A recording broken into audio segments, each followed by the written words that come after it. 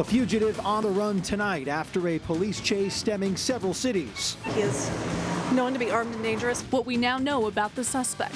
We've been feeling fine. We were doing great. We didn't have any problems, any symptoms. Then all of a sudden, a Utah on aboard a cruise ship in Japan ran a fever. Next thing she knew, she tested positive for the coronavirus. What's next for her and her healthy husband on board? These animals are way more than pets. They become a member of our canine handler's family. A canine officer killed in the line of duty, but could it have been prevented? Tonight, some are asking why the canine was not wearing body armor. We're starting to see showers. How long will they last? And do we see snow in the valleys? We'll let you know in the forecast. Live from Fox 13 Studios, this is Fox 13 News at 9. New tonight, a second Utahn has tested positive for COVID-19, known as the coronavirus. Those two Utahns are in Japan on a cruise ship. Fox 13's Sydney Glenn spoke with the husband of one of the people infected. Sydney. Just yesterday, St. George resident Jerry Jorgensen tested positive for the coronavirus aboard the Diamond Princess cruise ship in Japan. Her husband, Mark, says he's staying positive and that his wife is doing okay. She's in the hospital right now, where she will remain in isolation for at least the next 2 weeks. The Jorgensen's Asian cruise vacation went from exploring and fun to all about the coronavirus. We just dismissed it. We figured, well, that's in China, and the odds are so small. The number of people that are getting it compared to the number of people there are in Asia, here there's no way we'd be affected or involved. And that's, I guess, karma has a sense of humor, I guess. The Jorgensens, along with everyone on the ship, were quarantined starting February 5th after someone on board the Diamond Princess cruise tested positive for the coronavirus. Okay, we've got freedom. We are able to get out of the cabins for a while. It wasn't so bad at first, Jorgensen said, but then he and his wife got tested this week.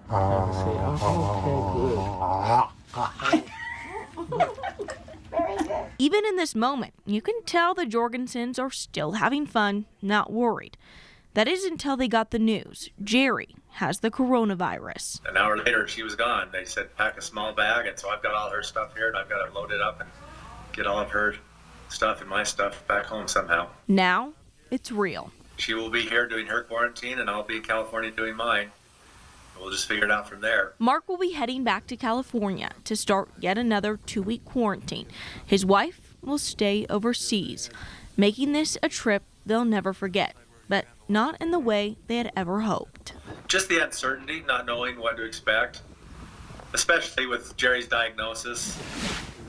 Mark plans to get on board military transportation back to California to be quarantined again either today or tomorrow. At the end of all of this, he will have been quarantined for at least 24 days. Live in studio, Sydney Glenn, Fox 13 News, Utah. Quite the ordeal. Thank you, Sydney. There are now at least 15 cases in 7 states in the U.S. The deadly virus infecting more than 67,000 people globally. It's killed at least 1,500 people. The vast majority of those victims are in mainland China. Meanwhile, the CDC is much more concerned with the flu here in the U.S. There have been at least 26 million cases this season, and of those, 14,000 people have died. In Utah, the flu activity is high and widespread. We're tracking breaking news tonight. Police need your help to find a fugitive they believe to be armed and dangerous. Unified Police telling us investigators in Mill Creek were looking for 23-year-old Felix Steven Benitez Zaragoza. He's wanted for violating his parole and aggravated assault. Police tried to zero in on his vehicle, and that's when he took off with another woman, 28-year-old Misha Marie Maestas. During the chase, he ended up crashing into a pickup truck at 13th South and 9th East in Salt Lake and ended up running away. Maestas was taken into custody. Zaragoza still on the run. If you need somebody jumping in your backyard, hiding in your garage, those kinds of things, call 911 and let us know, and we'll come out and check it out for you. Police say they found a rifle and a handgun in their vehicle. They're asking the public to be vigilant. Taking a look at weather now. It's calm tonight. This is a look at a time lapse from our Tribune camera downtown earlier today, but we are expecting some storms before this President's Day weekend is over. Let's check in with meteorologist Breck Bolton for a closer look at our first alert forecast. Well, we're beginning to see showers moving across northern Utah. I wanted to show you temperatures right now. Important to note because as you see along the Wasatch Front, we're still above freezing. So as we bring those showers in, it's mainly rain in the valleys and snow in the mountains. But as we can see right now, that moisture moving in across northern Utah as we're looking from Logan down through Salt Lake City. Mainly over the mountains, we're starting to see some wet snow showers there as this flow still out of the west. Temperatures, well, above normal right now. And looking at radar currently, noticing a few light rain showers towards the south end of Salt Lake Valley. You see that all in green pushing further north. As we're moving northward, temperatures a little bit cooler. It's a mixture of rain and snow. Very light in nature as we look near Brigham City over towards Cache Valley right now. As we look at your hour-by-hour forecast, we're hanging on to the clouds and temperatures staying above freezing, actually close to 40 degrees. Rain really gets going along the Wasatch Front in the overnight hours. We start off with a rainy Sunday, but is there a point where this rain changes over into snow? And how much snow are we talking about? I'll let you know coming up. People are pushing for answers from Harriman Police, asking why their canine officer who was shot and killed in Salt Lake City this week wasn't wearing any body armor. Tonight, Fox 13's Katia Collins shows us why the department is standing by the handler's decision. Dog treats and handwritten notes, simple acts that send a powerful message. He's lost his best friend and partner and somebody who's been by his side every minute of every day for the last 7 years or so. So it's traumatic and it's going to take a long time for him to heal. This week, Canine Officer Hondo was shot and killed while trying to capture a wanted fugitive. And Hondo wasn't wearing body armor. Because he made the decisions that he had to make in the time that he was there, and the reality is nobody else was there. But not everyone understands why Sergeant Ben Rick sent Hondo into a dangerous situation without body armor. Where this particular situation on Thursday, where that went from surveillance to deploying the canine for an apprehension to an engagement with a threat of an armed suspect and obviously to a shooting, there's just not enough time to expect the handler to stop and put the body armor on the canine. And police say what many don't understand is their canines can't always be wearing the gear. The canine doesn't have sweat glands like you and I do, so they get rid of heat through their pads of their paws and through their mouth. But when we put body armor on them, we trap a lot of that heat inside the body, putting them at risk for dehydration. Good boy, Carlos. Other handlers agree that deciding whether or not to use canine body armor can be a difficult decision, and they would never knowingly put their partner in unnecessary danger. It hits all canine handlers hard because you do have such a bond with your dog, and you spend every day with that dog, you know, and in reality, you know, I see my dog probably more than I see my kids and my family. Now the Harriman Police Department is making sure the community knows that they stand by Sergeant Ricks and the choices that he's made. While we get that there are frustrations and there are misunderstandings about how police operations work, we would just ask for patience and understanding and maybe do some work to educate yourself before you make those types of comments. And as for the blankets, food, and toys, those will all be donated to an animal shelter in Hondo's name. In Harriman, Katia Collins, Fox 13 News, Utah. Yesterday was the 2-year anniversary of the mass shooting at Stoneman Douglas High School in Parkland, Florida. 17 people were killed and another 17 people were hurt. Since then, students across the country have rallied in the March for Our Lives movement to call for an end to gun violence. The Utah chapter of the group held an event on the Capitol today that drew dozens out to talk about gun violence. Fox 13's Spencer Joseph was there. Dozens gathered in the Capitol Rotunda Saturday for a rally on stricter gun laws and gun control. I don't want to be afraid to go to school. No one should be afraid to go to school. No one should be afraid to do anything because of the threat of a gun. While new legislation was one of their goals, remembering lives lost was at the forefront of their minds. We would like to take a moment to honor the anniversary of 2 tragedies: the Trolley Square mass shooting on February 12, 2007, and the Stoneman Douglas High School mass shooting on February 14, 2018. She was a vibrant, fun 15-year-old who had a vision, and it was just ripped away from her and us. Carolyn Tuft lost her daughter Kirsten 13 years ago this week in the Trolley Square shooting. This could have been prevented, and that's the sad thing. Had these laws that we are trying to fight been in place at the time, Kirsten would probably be alive. We wouldn't be gathered here talking about this again and again and again. As for changing the future, this group has given each lawmaker a grade on how they vote on gun laws in Utah. If they voted yes on good bills, no on bad bills, they got a good grade. And our point with this is to contact your legislators with bad grades. And the group hopes this message can reach all lawmakers on Capitol Hill. Hearing stories like that is powerful. That's what makes people change and makes us take action. The group was also very vocal about 6 bills that are making their way through the Utah legislature right now. They range from universal background checks to safe storage bills. On Capitol Hill, Spencer Joseph, Fox 13 News, Utah. Still to come, it's been almost 5 months since the missing Idaho children disappeared. Tonight, we're learning new details about their uncle and his mysterious death. And we'll explain how a new bill on Capitol Hill would ban certain people from buying alcohol in Utah. The Great American Race. You don't get a name like that by chance. No, that's something you earn. Because this isn't just another race. It's a run at history. Sunday at 2:30 Eastern on Fox. My personal journey with my mom and Alzheimer's. And the latest medical breakthrough. All New Oz. Monday at 2 on Fox 13. Sizzler Steak. Your choice of side and mini shrimp is back for only $9.99. For only $1 more, you get all the golden mini shrimp your mouth can handle. $9.99, or pile on the shrimp for $1 more for a limited time only. So hurry in. Sizzler.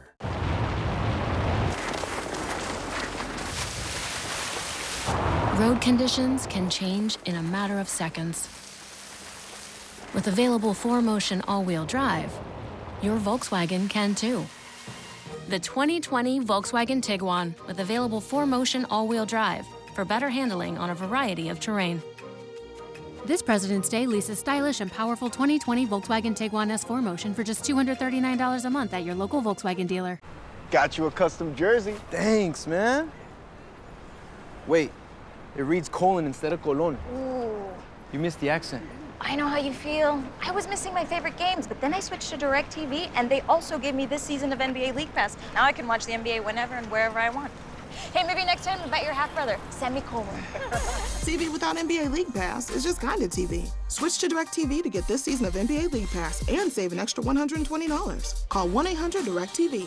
Build a meal with Arby's 2 for $6. Whether it's 2 sandwiches, an entree and an appetizer, or 2 yummy cheese types. Arby's, we have the meat. The Simpsons are back with a legendary couple. Do you have any songs about how I should be allowed to skip jury duty? All new Sunday on Fox. Live from Fox 13 Studios, this is Fox 13 News at 9. Thanks for joining us. Utahns looking for a career in cannabis got their first taste of the business today. Utah Cannabis United held the state's first cannabis career fair in Salt Lake. Hundreds of job seekers got the chance to meet with recruiters from marijuana-based businesses. Classes were held to teach what companies are looking for in employees in the new and growing industry. Now that medical marijuana is legal, a lot of people have been wondering how to get into the industry. So this is a really good opportunity for people to come and network with people that are currently hiring, but also with industry leaders. Utah Cannabis United says that they are learning from this first-of-a-kind experience, and the group is planning a second career fair that will be held in 3 months. This winter's snow is still weeks, even months away from melting, but preparations are underway from when it comes down from the mountains. Fox 13's John Franke explains why managers at Utah Lake are already making room. This is actually a good problem to have. It means we have an abundance of water, but it also creates a concern. There's been no shortage of snow this winter. Sometimes it seems like it won't ever stop. But sure enough, spring and warmer temperatures will get here, meaning that snowmelt needs a place to go. The issue now is Utah Lake doesn't have much room. We predicted that the Utah Lake inflow would be 102% of average, which turns out to be about 270,000 acre-feet of water. It really is a simple math issue. Utah Lake's capacity is 871,000 acre-feet of water. Right now, it's holding 827,000, meaning it has room for about 44,000. Jordan Clayton with the Utah Snow Survey predicts Lake will get about 270,000 acre-feet of water from this year's snowpack, about 6 times more than the current available space. They certainly are dealt a tricky hand each year with wanting to maximize the storage. So what do you do when you run out of space? You make some more. That's why Utah Lake managers are opening the floodgates, releasing water into the Jordan River. We have 3 more months of predicted normal precipitation, which will add to the existing snowpack. So it is better to release water now under moderate control conditions versus later with little or no control. The water from Utah Lake will eventually get to the Great Salt Lake. What you're going to see is just a gradual increase in the depth of the river. You're not going to see a wall of water or big chunks of ice. As the water makes its journey, the river depth will increase by about 3 feet. That's reason enough for anyone who goes near it to be extra careful. Anytime you increase the flow in a river system, it creates an element of danger. My advice to families out there, particularly with children, to keep them away from the river. That water is extremely cold, but it's a crucial resource that right now is plentiful in our state. You may be wondering why this was not an issue last year after a snowy winter. Remember, we were coming off a drought and our lakes and reservoirs had plenty of space. They have filled up quite nicely in this past year. In the newsroom, John Franke, Fox 13 News, Utah.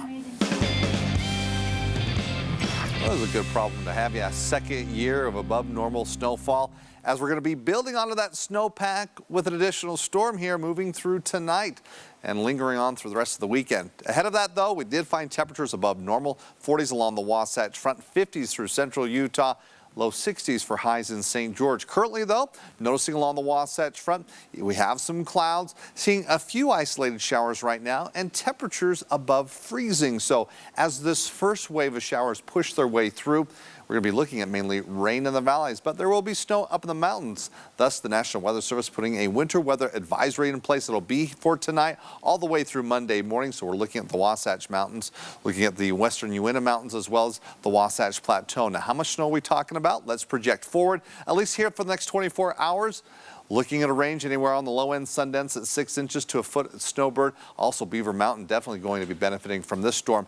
Moving an additional 24 hours, so pushing this as we move through Monday evening. Yeah, it's about a foot to some areas closer towards 1.5 feet of snow here from this storm. Now, as it is coming from the west, it won't be that light, fluffy snow.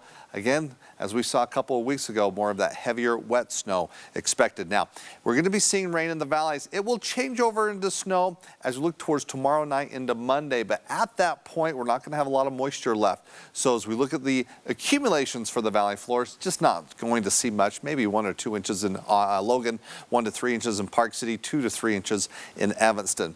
Across northern Utah, we're seeing the impact of the snow, at least as it pertains to the showers. Seeing, again, a little bit of light rain activity for the valleys, seeing that mountain snow currently. We're under that westerly flow, so that's that reason why we're seeing more mild temperatures to start things off. But there is a cold front that'll be sweeping through, again, as we look towards tomorrow into Monday. Let's take a look at our computer models. We're timing it all out and showing you where the possibility of the showers will be. Here we go for tonight. Let's push it through after midnight, where again we see the snow in the mountains. Now the valleys overnight, we could maybe see a mixture of rain and snow along the benches, but as we look at your Sunday, it's going to be a wet day. Starting off, as we look at the noon hour, you're noticing the green there from Ogden down through Provo. That's the rain falling. It continues on, and then it begins to incorporate some of central Utah. So along I-15, Provo, all the way down to areas such as Fillmore, you can see a possibility of some showers. Then there's a push of northerly flow there and pulling in some colder air, which will change that rain into snow, but you can see it quickly fizzles out by Monday morning. Now Monday afternoon, can see some scattered snow showers across northern Utah, but it will be very limited activity as the brunt of that storm already moving on. Now for tonight, we're going to be looking at temperatures above normal, 30s in eastern Utah. The shower threat is across the north tomorrow. Also seeing that northern central Utah, but again, it's mainly rain in the valleys, snow in the mountains. And for St. George, you're staying dry. Few clouds on Monday, cooler temperatures to start off the week, but it looks like it'll be dry for the next 7 days. Northern Utah, not dry here for tomorrow, Monday, that chance of some snow showers. Cooler Monday, Tuesday, Wednesday. Looks like we get an extended break from the snow, but we build in that snowpack for all those President's Day weekend visitors to come do some nice skiing. When we come back, we have new information about the investigation into the missing Idaho children, what we're learning about their uncle, and what he did just days before investigators searched the home of the children's mother. And it went viral after the State of the Union address, the House Speaker ripping up President Trump's speech. Why Nancy Pelosi says she made that bold gesture. We switched. I switched to Chevy.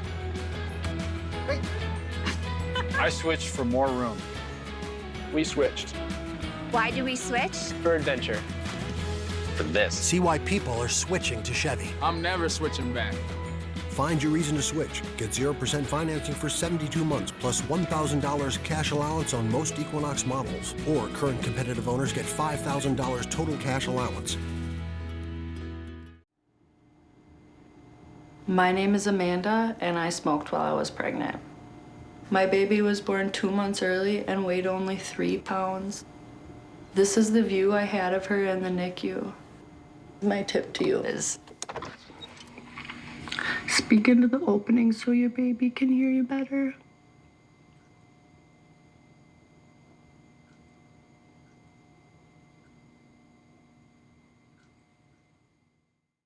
Dear Wallet, Toyota President's Day is on. Load up on tech. Load up on style. Load up on fun. And load up on savings.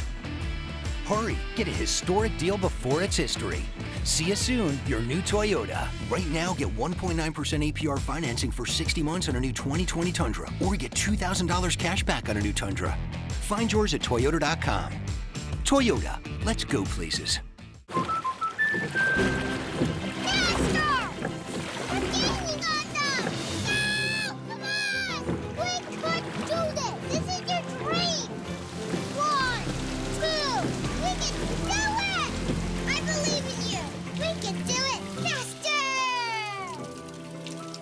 The Our Home is the training ground for her dreams policy from American Family Insurance. Insure carefully. Dream fearlessly. Don't worry. There's nothing out there. Man, I hope there's nothing out there. This car once even sensed a collision before it happened. Cameras, sensors, Audi Presense. Not much is sneaking up on us. Thanks for waiting. Here she is. We are ready to go. Intelligence that can stay a step ahead of you. Get exceptional offers on an Audi today.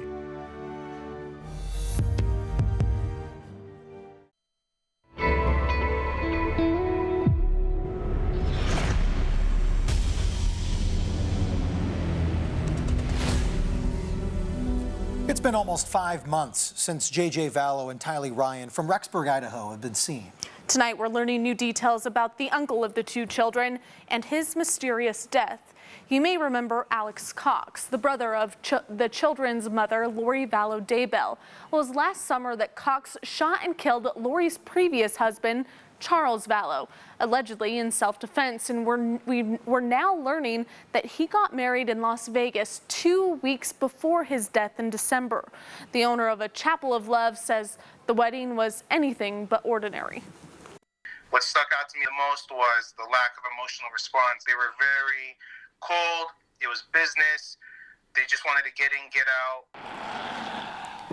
2 days after the wedding, Rexburg police searched Lori's home, but she and her new husband, Chad Daybell, already skipped town. They are currently in Hawaii, staying silent to all media and to police about the whereabouts of JJ and Tylee. A developing story out of New York. A 14-year-old boy has been indicted on murder charges in the stabbing death of a Barnard College freshman last year. In December, police say 18-year-old Tessa Majors was walking in a New York City park when she was robbed and stabbed. Last night, police arrested the suspect. The defendant, who is being charged as an adult, will be arraigned on February 19th. A 13-year-old has also been arrested in this case. Prosecutors say he will face charges in family court. House Speaker Nancy Pelosi is defending her decision to tear up a copy of the State of the Union address. President Trump handed it to her as a ceremonial act ahead of the speech. And at the end of the address, Pelosi, you see her there, ripped up the paper. House Speaker Pelosi says the move was a spur-of-the-moment reaction. And it seems that if you want to get press, you have to get attention. So I thought, well, let's get attention on the fact that what he said here today was not true. Republicans unsuccessfully tried to condemn Pelosi's actions with a resolution. They called the behavior appalling and shameful and say it degraded the event. Later in sports, all the college hoops from Saturday, and could the Utah Warriors score their first victory of 2020? Back in a bit. The chance, an open look for three. Finds his man. Time running out, drives the lane. Time's running out. Get to Nissan now for big President's Day savings on our entire lineup, like the award-winning Nissan Rogue and Altima. It's car buying season. Hurry to Nissan, official partner of the NCAA. Get a low $224 per month lease on the 2020 Rogue or lease Frontier, just $269 per month. Get to Nissan now. Sizzler Steak, your choice of side and mini shrimp, is back for only $9.99. For only $1 more, you get all the golden mini shrimp your mouth can handle. $9.99, or pile on the shrimp for $1 more for a limited time only. So hurry in, Sizzler. I've suffered from back pain, knee pain, my shins, my heels, everything. My back started hurting because my hips weren't aligned. Everything about my gait was messed up. It can start at your feet and cause problems with your hips and your knees, and just because it's not all aligned. I didn't even know the arch supports existed until I got them, and I was like, where were these all my life? Hip, knee, or back pain? See if Arch Supports can help you at the Good Feet store. Build a meal with Arby's 2 for $6. Whether it's 2 sandwiches, an entree and an appetizer, or 2 yummy cheese types. Arby's, we have the meats. This is the Chevy Silverado with the world's first invisible trailer. Invisible trailer? Hop in. Silverado offers an optional technology package with up to 15 different views, including one enhanced view that makes your trailer appear invisible. Wow. That's pretty sweet. That's cool. Where's the trailer though? Get 0% financing for 72 months on all Silverado 1500 pickups, or current competitive owners get a total value of $7,250 on this Silverado without optional tech package or enhanced invisible view. On Utah's Capitol Hill, a bill that studies a comprehensive statewide rail plan has passed a critical vote in the Senate. Lehigh Senator Jake Anderidge's bill looks at increasing the frequency of the front runner, the potential for high-speed rail from Salt Lake City to southern Utah, and expanded freight for the inland port. It passed the Senate unanimously, and it has one more procedural vote, and if it passes there, it goes to the House. Certain people could be banned from buying alcohol in Utah. Sandy Representative Steve Elusen is proposing a bill to create an alcohol-restricted program. It would have Utah's Department of Alcoholic Beverage Control compile a list of people to not sell booze to. The list would be either voluntary or court-ordered to help combat substance and alcohol abuse.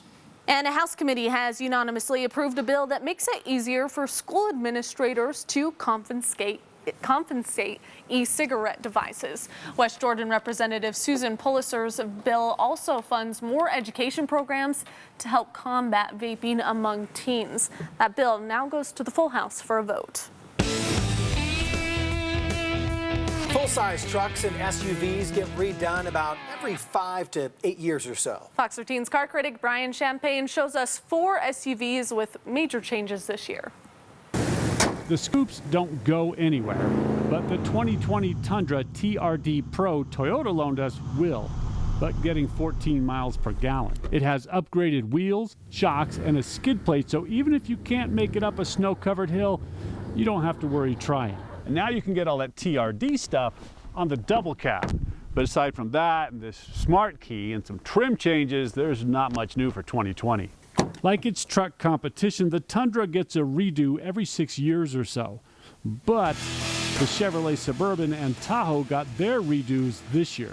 The 2021 Tahoe gets about 5 inches longer, but claims 66% more cargo space. Power folding seats all over make creating that space easier. Both have a new air ride suspension, claiming a better ride. You can get both with rear screens that share content or can send navigation suggestions to the front screen. The GMC Yukon adds changing height, extra camera technology, and power center console. Whatever you do, fade in. And Spike Lee directed the Cadillac Escalade video. To be seen. It adds 38 inches of curved OLED display with twice the pixel density of 4K. They also claim a hands-free cruise control on compatible highways. And see the future. All three come out this summer. The Tundra, you can get today. Brian Champagne, Fox 13's Car Critic. Well, a busy day for sports right here on Fox 13, the XFL, some boxing, but today for you was basketball. Folks. Yeah, BYU's on a nice run right now. A lot of people have them as a possible Sweet 16 team, playing well. Out on the West Coast to surf with the Toreros of San Diego, where the homeboys were ready. Alex Floresca manages to get in front of Yoli Childs and scores. San Diego up by a point at the break. Second half, TJ Haas stutters and slips one off the window. Then Haas, watch this, tasty reverse this time. This game is, we're down to the wire right now. And it looks like BYU has a 1-point lead with about 30 seconds left. We will see. Sole possession of second place in the Mountain West on the line for the Aggies. Sam Merrill surpassing 2,000 career points this week. Not bad. Scores from the post to lift Utah State up 8 at Fresno State. The Bulldogs answer with back-to-back threes off the hands of Noah Blackwell, but after a Craig Smith timeout, they go back the other way. Diago Brito going to dial up. Brito then scoring off the putback this time. USU takes it by a dozen tonight. UVU looking for the biggest win of the Mark Madsen era. The Wolverines leading New Mexico State for the first time since the 6-minute mark. Kasdan Jardine, then Jamison Overton after the tip out to lift Utah Valley up 4 with 4 minutes left. The Aggies back up 3 after Jabari Rice. Baby rattles that money ball. Final seconds. Green needing a bucket. TJ Washington bumped on his way there. Makes both at the line for an 82-81 lead. But the home team still had 7 seconds to go. Length of the floor. Rice cashes the game winner at the bank. Tough pill for Utah Valley to swallow in Las Cruces as New Mexico State improves to 12-0 in the WAC. The T-Birds and Wildcats also on the road start with SUU, who led by 3 in Flagstaff after John Knight III lays a couple up here, but Northern Arizona would outscore him 38-22 the rest of the way. Cameron Satterwhite taking the turnover and going highlight reel. Brooks Debishop adding a darling dunk of his own for the Lumberjacks, 82-69 the final. Weber State and Montana State. Jarek Harding back in uniform for the Wildcats, who began the second half with a Michael Kozak bucket to lift Purple up 8. The Bobcats went wild from there, though, outscoring Weber 43-23 over the final 20 minutes. Jabrick Bello with 23 for Montana State, 77-63 in Bozeman. D2, Dixie State entertaining Fort Lewis, square at 68 until Hunter Schofield knocks down what would be the game winner. The 9th-ranked Trailblazers have now won 10 straight games with a tight win in St. George. Salt Lake Community College climbing up the JUCO ranks. Number 9 at the moment and breaking open a close game against Southern Idaho. James Lee finger rolls like George Gervin. Nice scoop through the paint here from Adam Hess. All part of a 12-0 Bruin run in the second half. Christian Papula then cocking back with the left hand after the steal. Slick takes their final home game of the season, 69-63. They've won 10 straight and 15 of 16 now. The Red Rocks honoring longtime coach Megan Marsden, all while claiming ownership of the beam against Oregon State. Start with Miley O'Keefe next to perfect with a 9.975. Adrian Randall, the double twisting swing down. A guy may not be able to do that, but she could. While Crystal Iza took the all-around. Third-ranked Utah stays perfect at 8-0. And rugby in Vegas, the Utah Warriors facing expansion club New England. Utah battling back in the second half. Hagen Schultz bowls over the line for a go-ahead try. Then later, the Warriors with numbers here. Gavin Moore and the BYU product Josh Whippy going back and forth. Moore scores it. as Utah records their first win of the season, 39-33 over the Free Jacks. Tough loss for UVU on the road. Yeah, that was tough. Morgan. Thanks for watching Fox 13 News at 9. Quick Cast is next. We'll see you then.